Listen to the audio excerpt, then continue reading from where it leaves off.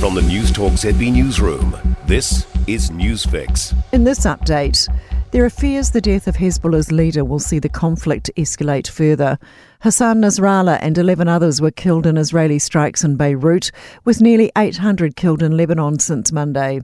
The sides continue to launch strikes across the border, and Israel's military also says it's intercepted a missile fired from the Houthis in Yemen.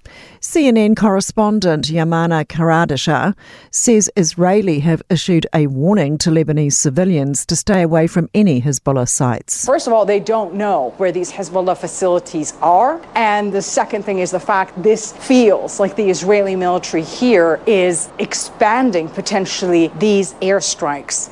The government's eyeing up options for a major reform of the building consent system. Building and Construction Minister Chris Penk suggests New Zealand's unaffordable housing is down to high building costs in the current consenting system. The government's looking at potentially allowing councils to group together to pool resources. It's also considering setting up fewer regional building consent authorities, replacing the 67 we have now, which have different practices and approaches to consenting. Another option includes giving builders a single point of contact to submit plans to. Police are providing support to the family of a missing snorkeler found dead by rescue crews in Kaikoura.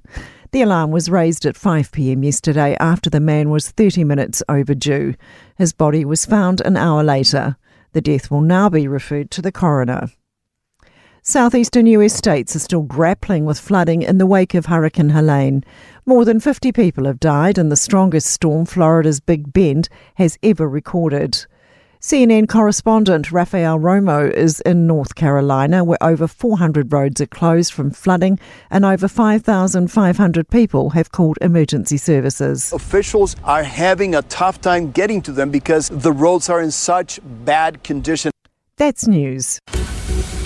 In sport, All Blacks coach Scott Robertson is reflecting on the what-if moments of the Rugby Championship as they begin to contemplate the end-of-year tour.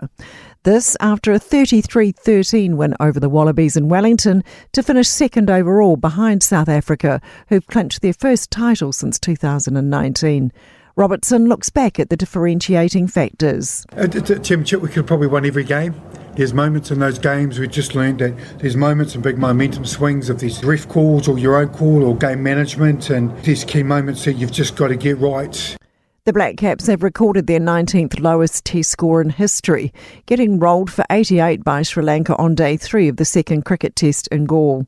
The hosts enforce the follow-on and have New Zealand 199 for 5, trailing by 350 runs, heading into day 4. That's sport. I'm Sandy Hodge.